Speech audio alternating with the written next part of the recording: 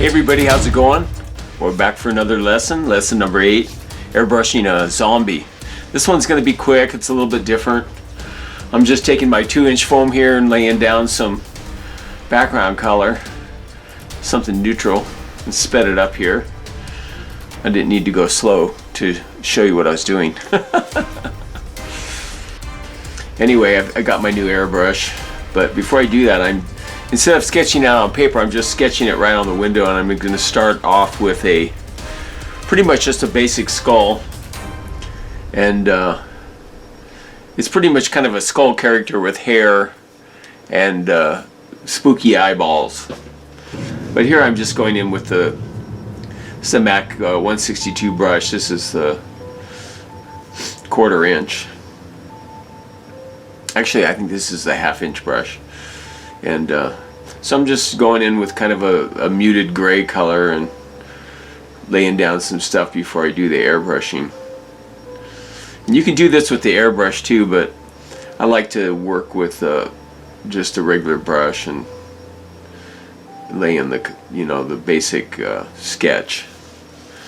And I wanted to do more with this video and get into the Pasche airbrush itself, and how to work with it, taking it apart, cleaning it and all that. But I had a really busy week. My grandson was in the hospital. Fortunately, he's getting out tonight, which is nice. But he was in there. He had some pancreas problems, pancreatitis. Anyway, it was pretty harsh for him, and we spent a lot of days in Reno this week. We drove, I think 3 or 4 days, we drove to Reno to be with him in the hospital. But he's fine, that's the good news, and he's leaving tonight, and he's getting better. So that's good. But because of that, I don't have a lot of time to work on other things. And family comes first. So anyway, I laid out the skull design, and I don't know what I'm doing here. I should have cut this part out. Probably getting the airbrush together. And this, I'm actually using the black paint I'm using is the same paint I use for outlining. It's the golden high flow acrylic, and it works pretty good. There's 3 different sizes of tips that come with the VL series, the Pasche airbrush. There's the 1, the 3, and the 5. The one that it comes with in the airbrush is the medium size, which is the 3. And you can do some kind of details and stuff, but it's good for covering larger areas quicker too. And then if you want more detailed stuff, you can go with the 1. Or if you want to do even broader work, you can use the 5. And it comes with a tip and everything, and the needle, with the corresponding size. So here I start kind of with the eyes. They're kind of wonky here. I think I redo them. They look pretty good once they're done, but. And with the airbrush, the closer you get in, you can get really tiny little crisp lines, but you can't pull it back very far, because with the double action, you push down for air, you pull back for the paint, and you just gotta practice. You get used to it. This is the first time I've picked up an airbrush in probably a year or so. It's kind of like getting used to it all over again.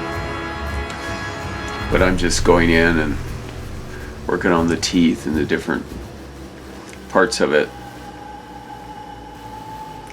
So you can pull back and you can get like large sections of shading like this if you pull back a little. But then if you want finer lines, you kind of go in, and if you're interested in airbrushing and you haven't done it before, because I'm sure a lot of people out there, I'm preaching to the choir, and a lot of you guys are better than me at airbrush anyway. But for people that are new at it, the best thing to do is just pick up a Pasche VL series, you can get them. I got this one, the whole kit, for I think it was $61 including shipping, and this thing sells for $139 at the Hobby Lobby. But just play with it. Get a piece of glass or get some butcher paper or cardboard or whatever and just play around with it. And I've done a few window splashes with them, and it takes a little bit longer than my normal method, but it can have some really striking, effects. And I just kind of keep playing it. This is primarily just black and white. I'm using the black because I wanted to focus more in on the brush itself and how they work.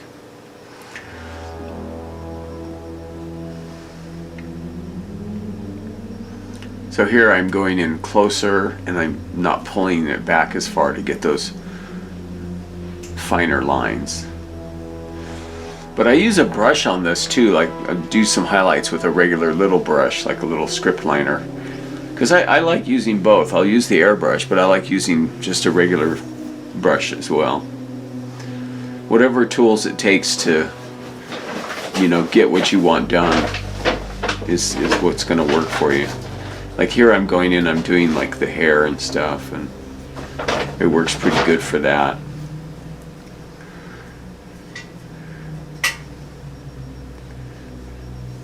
And you can just keep working it. I'm using a little it's a little plastic container. I originally had a little cup and it kept spilling out because I was making large motions and stuff, but it's really quick for doing hair and stuff like that. But from now on I'm going to be doing all Halloween characters. Next week this is kind of more of a spooky character, but probably next week what I'll do is show how I do like a more colorful airbrushed cartoony character. But this week I just wanted to get started with it and kind of show you what you can do with an airbrush.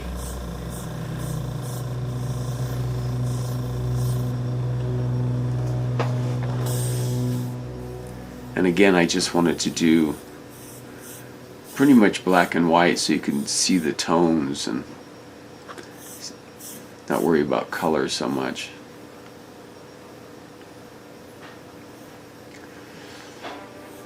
So this is pretty much supposed to be a zombie character, but it's pretty much a skull, but then I gave it hair and gave it eyes.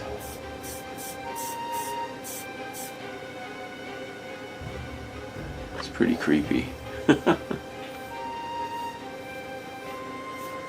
But you can see you can get some pretty fine lines.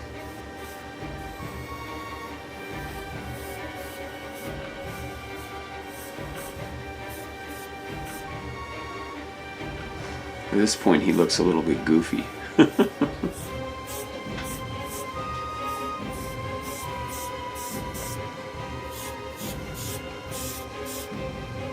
But creepy too.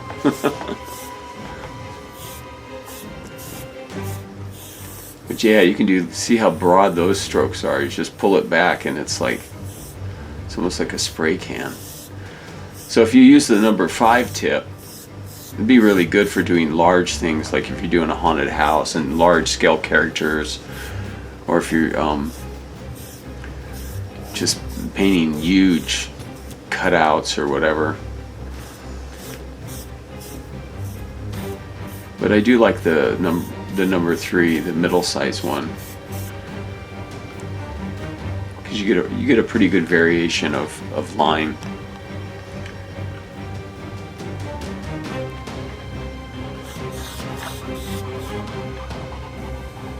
Now I'm going in with white, and I don't think I have the reducer. They use reducer, which reduces the viscosity of the paint for airbrushing, and this one kind of splattered a few times because I didn't get the right viscosity. Like sometimes it'll get stiff and stuff.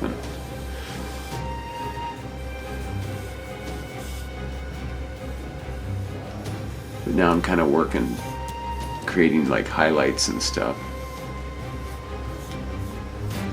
And as you'll see, I go back with the black too. I kind of go back and forth.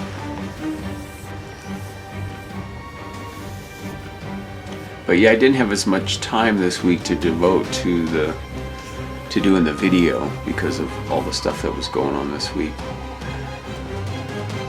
But I did promise I'd show some airbrush. I'm going and doing the teeth.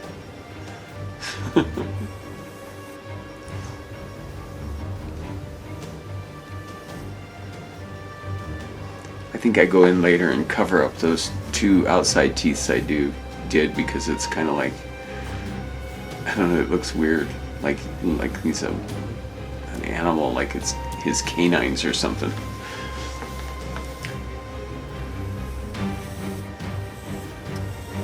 But this would be great for a window for, you know, a Halloween shop or any kind of Halloween special.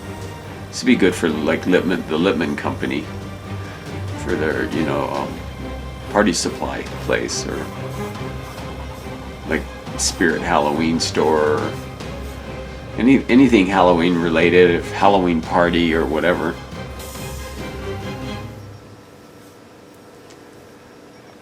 But you can see he's starting to sort of take form.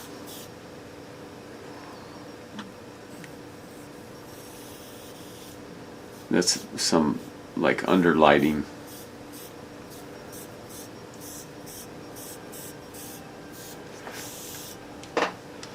Yeah, the sun is moving in close. What happened was I lent all my extension cords to my son. You know, he was working on his hoop house. It's like a giant greenhouse, and he needed all my extension cords so he could hook up to the power. And so I didn't have an extension cord for my air compressor, so I had to go buy one. Okay, that stuff I just used, that's reducer. I'm taking an end of a brush. I poured it right into the, like here I don't have the large cup I had with the black. I've just got a little. I should have brought my airbrush in and I could have showed you close up, but yeah, the VL, the complete kit, the combo, it comes with a little, like a metal cup. It doesn't have a lid that you just put in there. It's for smaller amounts of paint, and then it comes with two plastic jar type things that you hook up to the bottom. When I was doing the black, I had that, but now I've just got a cup on it, so I gotta watch it so I don't spill, you know, put too much of the white in it. So here I'm doing some of the highlights on the hair, but you can see how it's evolving, like the lines above his forehead and stuff, or makes him more defined. And when I airbrush, I go back and forth. Like I go in and then, you know, I'll use the black, and like here it was getting kind of stuck, the airbrush. And it's not because it doesn't work, it's because the viscosity of the paint. Like there I wasn't getting any action, then it kind of spurted. And that's operator error, not airbrush error. But later on I would like to do a more close-up, you know, so I can get in close and show you the airbrush, take it apart, put it back together.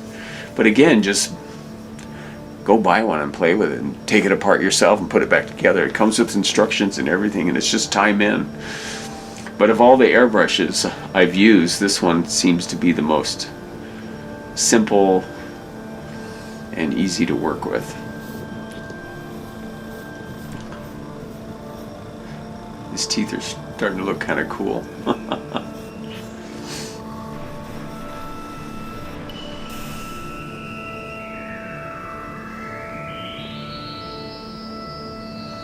And sometimes when the paint dries, it, you know, it gets darker. Anyway, that's the guy. I added some more hair, some more detail. I like the colors under the under the nose hole opening too, but he came out pretty cool. Hey, thanks for watching. I'll see you next time. Next week I'm doing more airbrush stuff. Stay tuned.